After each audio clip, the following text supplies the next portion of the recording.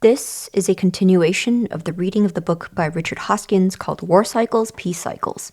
As this content is related to the broader scope of understanding macro and geopolitics, I felt this to be appropriate to include as part of the Interchain FM podcast. Enjoy. Present Khazarian population. The current Jewish world population is 14 million. The largest concentration of 5 million reside in the U.S. The total increase in overall population is only plus 100,000 over last year, less than 1% increase. Without converts, they would soon cease to exist. Contention. For almost 1,000 years, there has been constant friction between Khazars, who call themselves Jews, and Christians. The starting point of contention is law. The most abrasive subject is money. The Ashkenazics brought usury to the West. This gave them a tremendous advantage. The Jewish Encyclopedia, subhead England, page 162, notes that as early as 1168, before their expulsion from England, the Jews' personal property was regarded as a quarter that of the entire country. Another quote from the same Jewish encyclopedia, subhead France, page 449, notes that in 1171, the Jews were then very numerous. Many come to sojourn in Paris. They had become enriched to the extent of owning nearly half of the city. They were engaged in usury.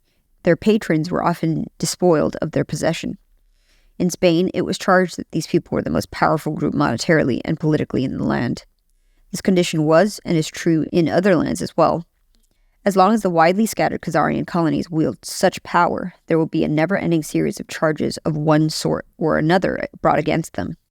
With their control of the media, however, they have learned to blunt and turn accusation against their enemies. Among the first targets of their media were the Russian, air quote, pogroms. The Slavs of Russia and the rest of the world were alienated from the Rus of Russia by stories of Tsarist excesses. Right after World War II, the Germans were accused of murdering 41 million people in death camps. The first figure of 41 million deaths reported by their media was found to be untrue. So were the intervening 28 million, 12 million, and on down to 8 million, all of which totals were too fantastic to be believed. Now all totals have been quietly dropped except the one about 6 million Jews. There is a reason to keep this figure alive. In 1933, only 580,000 Jews lived in pre-war Germany. Most of these migrated to other lands, with large numbers coming to America. Still, the Germans were charged with killing 6 million. The evidence found in Western Germany does not support the charges, and so the search went to Eastern Europe to find evidence. The evidence that this thus far been discovered in the Eastern Zone implicates the Soviets, not the Germans. It is the Poles who are the victims, not the Jews. The Katyn Forest massacre of Polish army officers was first blamed on the Germans, but was found to have been a Soviet atrocity. Since then, there has been a great reluctance by the Soviets to allow further investigations in their sector. Solzhenitsyn states in his book that the death camps in the Soviet sphere have from the beginning been the creation of the Soviet state and operated by Stalin and his successors. To embarrass further the Jewish media, the Institute for Historical Review offered to reward $50,000 to anyone bringing proof, which would stand in a court of law, that gas chambers for the purpose of killing human beings existed at or in Auschwitz concentration camp during World War II. The offer remained open from April to December 1982. During that period, not one serious attempt was made to collect the money. With hundreds of thousands of first-hand witnesses who claim to have been actual inmates of the camps and who now live in every city of the world drawing reparations and hardship checks from Germany, it would seem that it wouldn't be difficult to gather the necessary proof, if such proof exists. There may be another explanation for the perpetual Holocaust theme.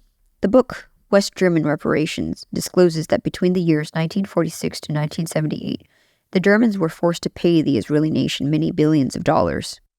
This is in addition to reparations which are paid to each camp inmate. If the Israelis were deprived of this enormous flow of tribute money, there is reason to believe that their country would be in serious difficulty. In other words, their media has been placed in a position where it must harp on the Holocaust theme if the Israeli nation is to continue to receive its payments from Germany. The German government, which owes its existence to Germany's conquerors, does not permit open discussion of the so-called Holocaust subject in Germany. Publicly expressed doubt lands the doubter in prison, and open discussion would tend to implicate the Soviets in the overall subject of, quote, death camps, and result in tribute termination, as well as indignant demands for its return. It is easy to see that it is far cheaper to continue the 40-year-old weekly TV charge of Holocaust against the Christians of Germany than return the money. The reruns cost only a few million a year. The return would result in billions. It's good business. Incidentally, the Institute for Historical Research was firebombed and burned to the ground in July 1984. Where money is involved, tempers grow hot. Every nation and region of the West has endured these kinds of attacks at one time or another. The Germans are only the most recent victims. This will doubtless ensure that centuries-old friction will continue. Interbreeding. There is also another point which is receiving increasing attention. As early as the 9th century, there was contact between the Sephardic Jews of Spain and Ashkenazic Jews of Khazaria. Later, the royal family of Khazaria fled to Spain. The overwhelming majority of the Jewish population in the rest of Europe is composed of Ashkenazic refugees from the many invasions of the ancient nation of Khazaria, their original homeland. A Jew today is a composite of many races. The Talmud places restrictions on interfaith marriages, but none on interracial marriage. That is why there are Black Jews, Chinese Jews, Slavic Jews, South American mixed-race Jews, and blue-eyed blonde-haired Jews. The Christian religion is the only religion that prohibits both interfaith and interracial marriage. Unlike the Jews, Westerners who are of Israel, Isaacsons, Saxons, are all of the same race and look alike regardless of which country they live. Their opposition to racial intermarriage with strangers is felt by the Jews to be a source of danger to them because their extremely low birth rates has forced them actively to seek converts among the progeny of mixed marriages. If mixed marriages were stopped, the Jews would soon become few in number. Who rules the USSR? There is debate as to whether or not the Russian Ashkenazic Jews still wield the same power they held at the end of the Russian Revolution. Some say that the Russian Slavs have recouped much of their power. The fact is that the Jews are practically the only ones allowed to travel to and from the USSR. The recent visible head of the government, Andropov, was a Jew, and the Slavic Samaritan version of the Christian religion, the one practiced for almost 1,000 years, is suppressed. These events would be unlikely if Russia were ruled by Slavs. In any event, the argument appears irrelevant, since the borrower is servant to the lender, and the Gosbank of the USSR has borrowed heavily from the banks of Europe.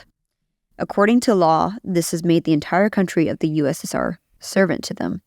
These European banks were re-established at the end of World War II under the watchful eye and control of the banks of our Federal Reserve.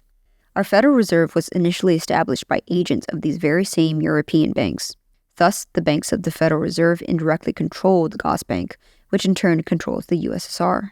The system, the Babylonian system of lending 10 for 11, rules them all.